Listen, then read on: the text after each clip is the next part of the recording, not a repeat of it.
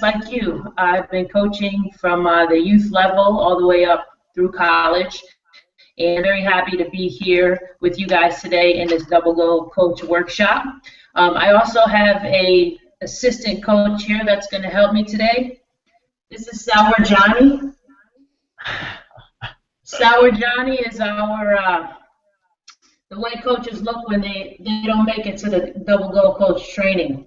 And we're going to use Sour Johnny today to share a little bit. So when it's your turn to share, we'll toss Sour Johnny around. You'll catch it, and you can share with the group, because today is a workshop, which means everyone's going to share with each other, because we can all learn from each other, and we're not just going to hear from me today. So with that said, I would like for you guys to go ahead and go around and introduce yourselves today. If you could let me know what your name is, what sport you're currently coaching, and what ages. And if you don't mind, young man here in the red shirt, I'm going to go ahead and pass Sour Johnny over to you. Thank you. My name is Brett. I coach baseball. I'm not really currently coaching baseball right now, but I do work with junior high and high school students. Great. Thanks, Brett. You could go ahead and toss Sour Johnny to the next coach. Ruben. Yeah, I'm Ruben. I coach boys volleyball 14 and under. Thanks, Ruben. Go ahead and toss Sour Johnny. I'm Kelly, and I coach U12 lacrosse and possibly this winter basketball. Okay, great. Thanks, Kelly. Go ahead and toss Sour Johnny back to me. Great. And now what I'm going to have you guys do is go ahead and stand up, and I'm going to have everybody kind of walk around the room and share with each other how many years of total coaching you have. And then put yourselves in order from 0 years, if this is your first year coaching, all the way up to our most veteran coach. So I can start by putting myself over here, and I have 20 years of coaching. So let's all communicate with each other on how many years of total coaching and see if we can put ourselves in a line in 1 minute. Go. So Brett, you have 3 years? 2 years. 2 years. Okay. Ruben? 20 years. 20 years. And how about you, Kelly? 17. 17. So we could do Brett, So Kelly, Becky, Ruben. Yep, perfect. All right, great job, great job. So you guys can all take your seats now, and we're going to talk a little bit about the power of the Double Go Coach today. And I want to congratulate everyone on making it here today, because by learning about how to become a Double Go Coach, you're learning how to positively influence your athletes. And it's an amazing thing when we can have such an influence on athletes.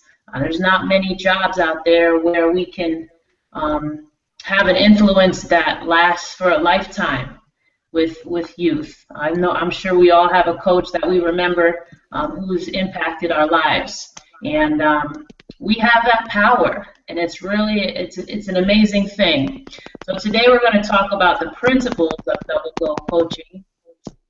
And we're going to start with the Elm Tree of Mastery.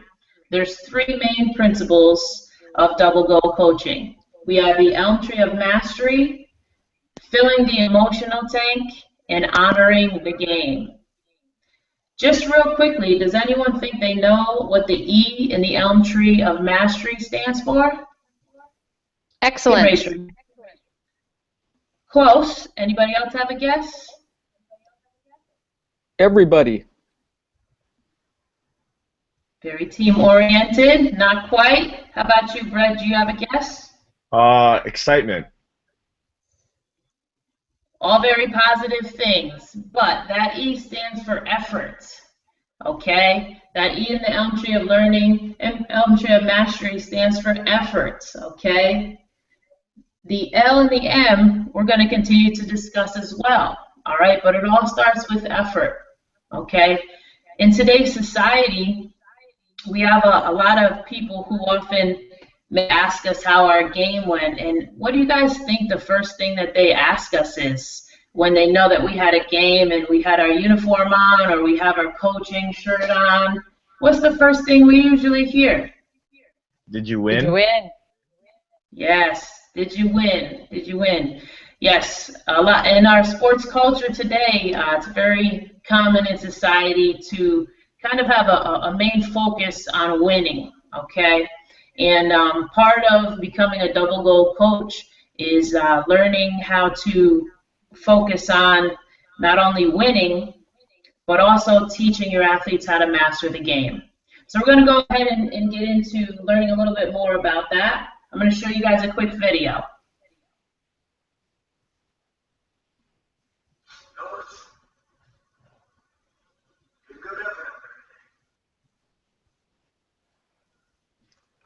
Let me be clear about this. A good effort is not enough. I'm proud of it. Becky, as that's playing, can I ask you a question? As Sure. that's playing, can I ask you a question? Is volume we're hearing from your laptop speaker? Is that we hear him loud and clear? Is that coming straight from the laptop? Yes. Yep. Okay. Mm-hmm. Yeah, you. there's no extra speaker on there. Okay. Thank you. Sure.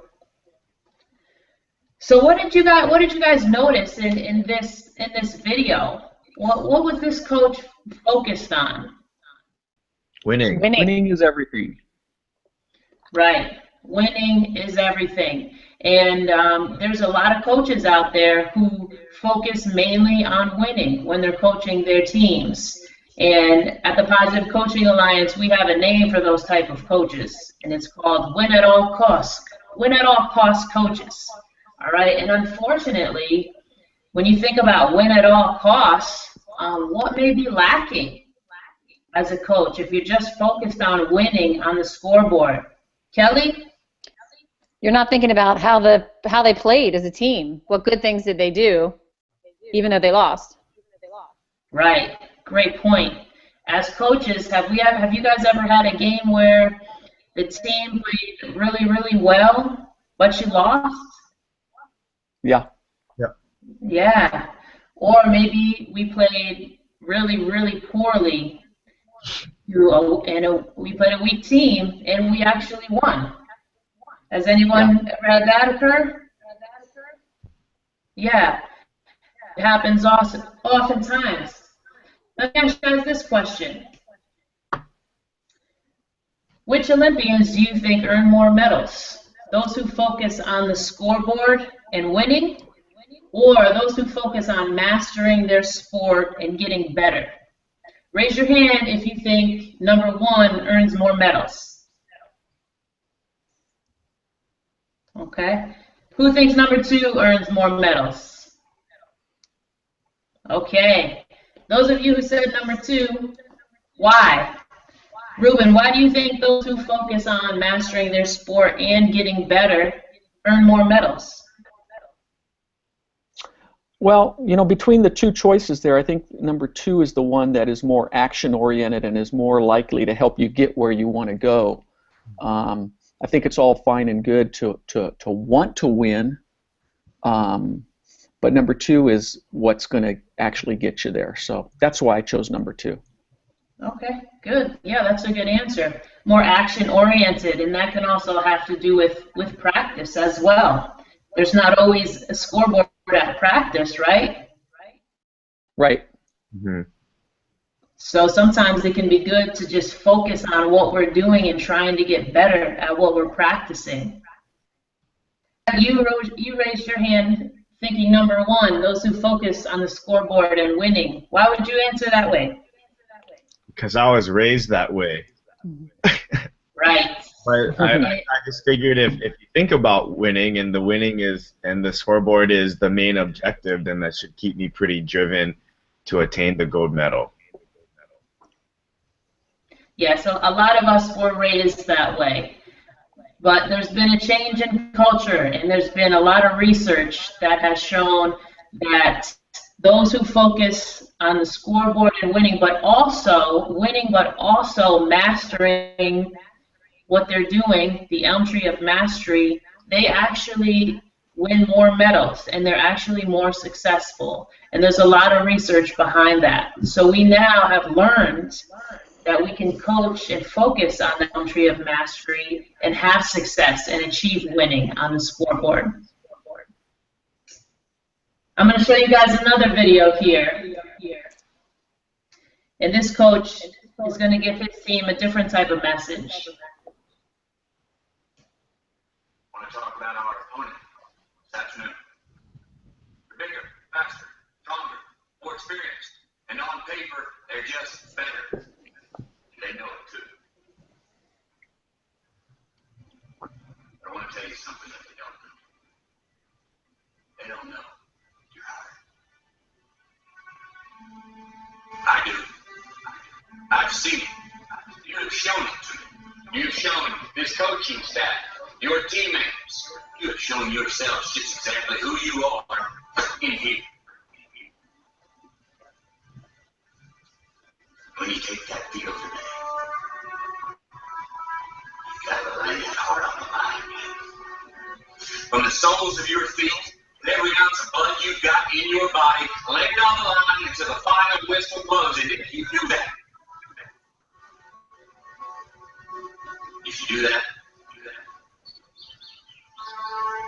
we cannot lose. We may be behind on the scoreboard at the end of the game, but if you play like that, we cannot be defeated. What did you guys notice in this second video? What is this coach preaching? Did anything stick out to you guys? Brett, I'll throw you Sour Johnny. I heard a lot of emphasis on effort. Right, and heart, right? Usually we have to play with heart if we're going to give all of our effort. That's something that's pretty good to teach our youngsters. Don't you guys agree? Yeah. Anything else, Kelly or Ruben? Did anything else stand out to you guys? I just think the very last thing he said always sticks with me. You may be behind on the scoreboard, but if you play like that, you will not be defeated. So I think that's cool that he actually recognizes the scoreboard. But he says, don't let it defeat you. Right, absolutely. That's a great point, Kelly. And what I enjoy about it is when he says that, they show his team, and you see one of his players smile. So it actually even has a positive effect just by verbally expressing it, which is pretty cool. This coach is teaching the Elm Tree of Mastery. He's teaching his team not to focus just on winning, but focus on effort, learning, and bouncing back from mistakes. When we talk about the Elm Tree of Mastery, when you think about a definition on the scoreboard definition is focused on results. Okay, you look up there and you see home and away in numbers, and that's what it's based upon. Mastery definition is focused more on effort. Okay, how your team is going to give effort as individuals and as a group. Okay, whether they're winning by 20 or losing by 20. The focus is the effort. The score definition also has to do with comparison with others. You're always constantly comparing yourself to the other team, and also to, if you're an individual, to another athlete. All right? When we focus on the mastery definition, we're focused on learning. We're not as much comparing ourselves to others. So when we're out there at practice or in the game, we're focused on giving our efforts. If our coach talks to us and gives us advice or encourages us or critiques us, we're going to focus on, okay, how can I learn from what my coach is telling me? The scoreboard definition stresses that mistakes are not okay, because if you make a mistake, it can change how the scoreboard looks. And as you can imagine, that could probably create a lot of pressure for an athlete, mistakes not being okay. The mastery definition says that mistakes are okay because as double goal coaches, we know that you can't grow as an athlete without making mistakes. When a mistake is made, it means that an athlete is trying. Okay? Without making mistakes, we can't learn sometimes because we don't know what it's like to try to do it wrong and how to do it better. So the mastery definition focuses on that effort, learning, and that mistakes are okay. And as you can see, our first letter in each of our definitions leads to what? Elm. Elm. So there you have, that's great. So there you have our elm tree of mastery. That's where it comes from. And if you think about that elm tree of mastery, effort, learning, mistakes are okay, and bouncing back from mistakes, think about what effect that might have on an athlete. How would that make an athlete feel, you think, being in an environment like that? Kelly, do you have any ideas? I think they would definitely feel more in control of what they're doing. Yeah, absolutely. All three of these things are within their own control. So usually when we feel like things are in our own control, we have a decrease in anxiety. All right, we go into our practices and games feeling less anxiety because we know that everything that's ahead of us has to do with things that we can control. Also, when we focus on the elm tree of mastery, it increases the self-confidence of our athletes because why do you think it would increase the self-confidence, Brett? Because I think for me personally, I can play knowing that the mistakes are okay, and that even if I don't get the result that me and the coach desire, I can still play with a little more freedom. Right, absolutely.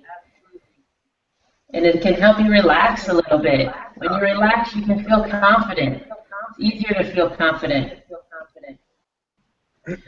So overall, Kelly already mentioned it. We can all recite it together. But when we focus on the elm tree of mastery, it gives players a feeling of control. Control. That's right.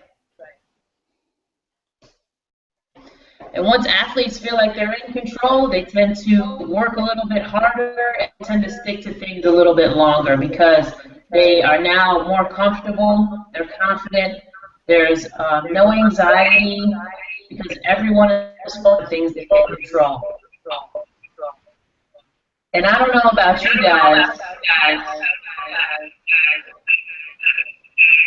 but I would rather have an athlete who sticks to things longer and athlete focus on the scoreboard. What do you guys think? Who would you rather have? I want them to work hard and stick to it longer too. Right. I like that. Right. That mastery stuff. Mm-hmm. It's good stuff. So here's a scenario for you guys. It is good stuff. It's actually great stuff. Sour Johnny agrees. And so let's talk about a little scenario here. Jesse hangs his head every time he misses a shot. We all know that we've had those athletes. We've probably done that before as an athlete ourselves growing up. He misses his shot, and as a result, he doesn't get back on defense. What I want you guys to do is stand up, walk across the room, and get together with somebody that you haven't met yet or haven't worked with yet in the workshop today. And I want you to discuss what you would say or do to Jesse in this circumstance. He missed his shot, he hung his head, and now he didn't get back on defense. What would you do in that situation with Jesse? Go ahead and share with a partner, and in 1 minute we'll come back and we'll talk about it as a group. Go ahead.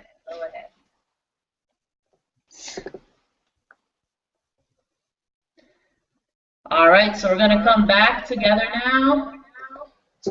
And does anyone want to volunteer to share what they came up with? Okay. I'm feeling like that's a perfect place to stop.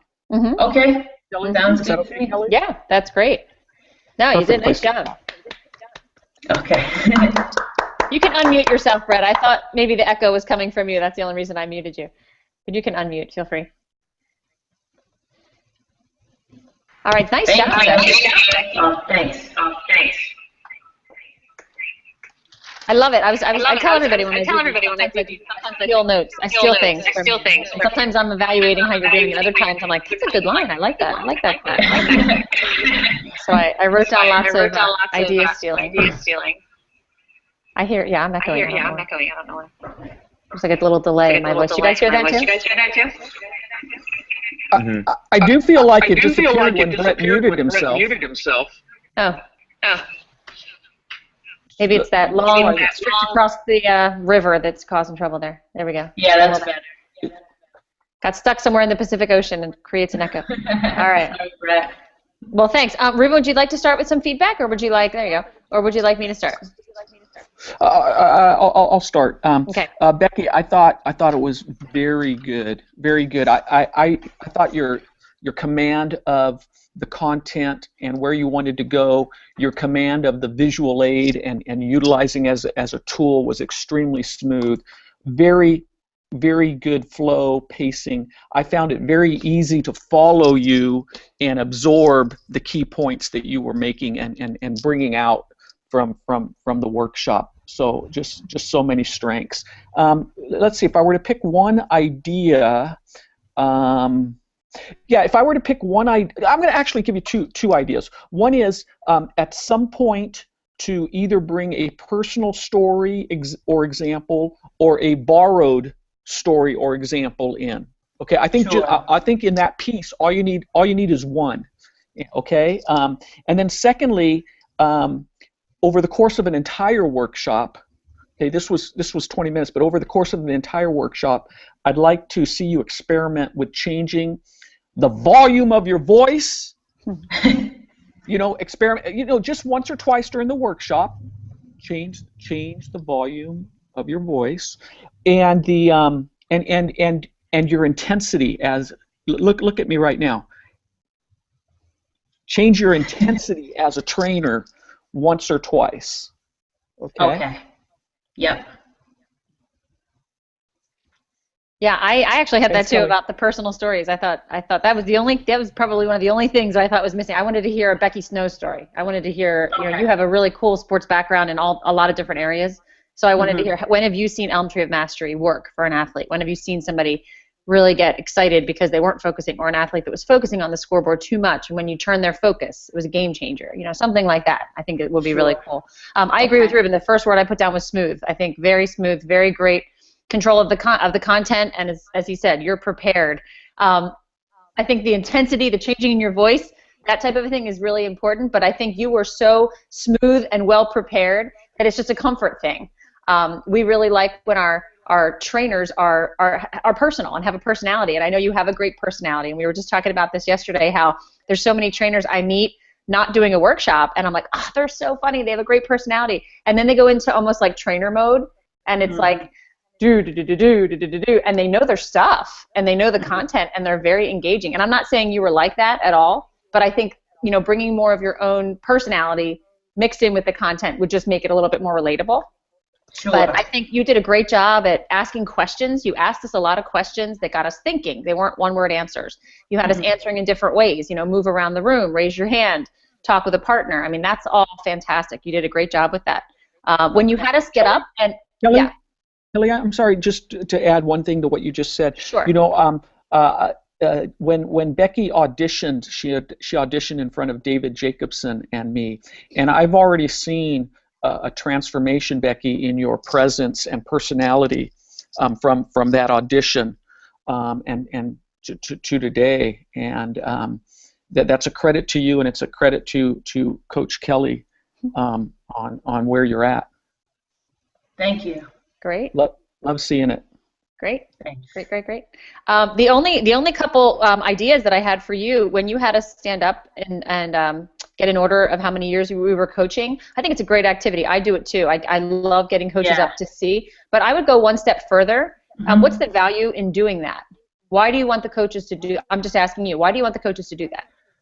Just another way to interact, but also see that really this is a program that can benefit everyone, whether you have 0 years or you've been coaching for 50 years. That's what I wanted you to say.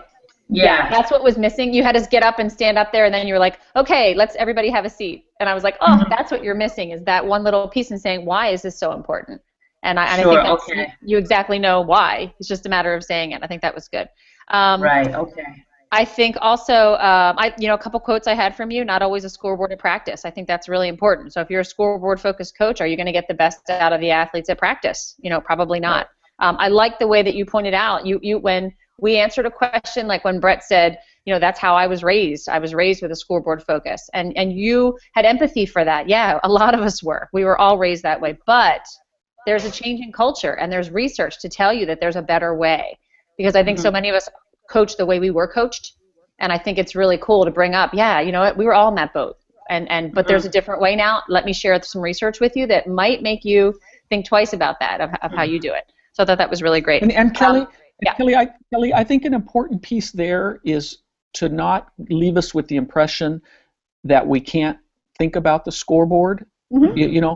Michael Phelps, Nadia Comaneci, they, believe me, they wanted to win. And they thought about, they had goals. They wanted to go to the Olympics. So it's just where is their emphasis? Where's their focus most of the time? And at key times. At key times. And I like the way too that you brought up that you win sometimes in an easy game against a weak opponent and you didn't play well. And then sometimes you lose and it could be your best game ever. Again, I would go one step further with that and relate it to a scoreboard-focused coach or a mastery-focused coach. A scoreboard-focused coach would be thrilled if his team lost and didn't put effort out, because that's their only focus. Did we win? So I'm proud of you guys because you won, even though you didn't work hard. Whereas a mastery-focused coach would not be satisfied if his team didn't play well. So it changes. I mean, just to go one step further for that too. But as I said, I think overall you had a great time out. I thought you did a nice job. You really hit everything. And I liked it. The one thing, actually, I just want to add this in just for Brett and Becky too. Barry Mistel said something yesterday that on this topic, which I just thought was really kind of a nugget, I call it, and I think you could work it in too. He was talking about scoreboard focus versus mastery focused, and he actually said, if you think about it, at the end of every game, the scoreboard resets 0-0. That's it. You're back where you started from. But at the end of the game, the life lessons that you've learned from that game accumulate over time. And I told him I'm going to steal that too, because I just think that's a really powerful thing to say. If you're only focused on the score, you go back to 0-0 every time. But the life lessons are the things that add up. That's what's going to stick with you. So I thought that was just cool to share. Brett, do you have comments on Becky? Love the sour Johnny, You know what you're talking about. So Kelly, you can talk. I don't think you'll be as echoey, Brett. No, I love the sour John. I was thinking, like, what do I have in my room that I can start throwing around at people, getting people to talk, and it makes it fun. It wakes me up, especially if I had like a long day at work or I just came from a 2-hour practice. So I thought that was awesome. What I seen in a workshop by Kehoe, who's a PCA trainer, was that when he broke the people up into their groups of what are the years of a coaching experience. What he did was actually asked certain people to share what's your advice, what's your nugget that you would share with everybody. And so it was pretty neat to get them all involved and to share. And he's like, wow, see, we have a huge range of so many years here. So for the people who are like me, who have like 1 to 2 years of coaching experience, is like you can already glean off of this. Those are like free tips for you to take away and to learn from. Yeah, that's a good idea. Is that what he said? Like, what is your coaching tip? Yeah, he's like, if you had one thing you wanted, these, because there was me and another guy, JR, there, and we're the only two who had 1 to 2. He's like, teach these rookies, like, give them a good tip that they can use in their huddle. So That's great. That's really cool. That's really cool. All right. Thank you. All right. Thank you. So unfortunately, I have to bag out, but I'm going to watch the recording of this later, Brett, so I can watch yours. All right. But thank you, Becky, very much, guys. And I just real quick, I want to let you know I'm probably going to send it out this afternoon. For next week, I'm going to ask you guys to give me. Sorry, my dog's barking. I'm going to ask you to give me 3 times that you are available to do your final. So instead of me giving a spreadsheet, I'm just going to ask you to send me a list of 3 times that you're available to do your mock or your final presentation, and then I'm going to pick one. I'm going to try to match them up so you're not all alone doing it. But I think that way it'll be a little bit easier. I have a lot of flexibility next week. I'm actually going to try to get them all in before Thanksgiving, so it's going to be next week and a little bit after. But just give me a couple chunks of dates of times, and I think it'll be easier because some people said the times that I gave them for these practice sessions didn't fit in with their schedule, but they never told me that, so I didn't know. They thought these were the only dates available. So I'm just going to leave it up to you guys to give me first, second, and third choice of date or time, and we'll do it that way. As long as it's not like midnight, Brett, I think I'll be okay. All right. Thanks, guys, very much. Okay. Thanks, Kelly. Have a safe trip. Thank you.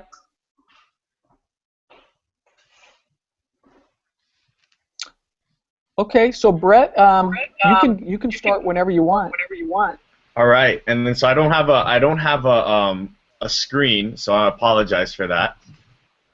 No worries. No worries. Okay, but I'll just say from the front, I'll be focusing on the filling emotional tanks. So that'll be my piece. But how's it going, everybody? I'd like to welcome all of you to our Positive Coaching Alliance workshop, where we're going to be discussing what it takes to be a double goal coach. And if you haven't done so yet, please do text to sign in. And you guys should have a copy of Developing Winners in Sports and Life, The Power of Double Goal Coaching. This is a free resource for you. A lot of what we'll be covering today can all be found in this book. So I encourage you to read it, get familiar with it, really digest it, because it's going to take your coaching to a whole nother level. And like mentioned before, I had the opportunity to play baseball at the collegiate level. We've won a conference championship together. I've been on numerous teams, been only coaching for 1 or 2 years, but I know what it's like playing baseball for 20 plus years.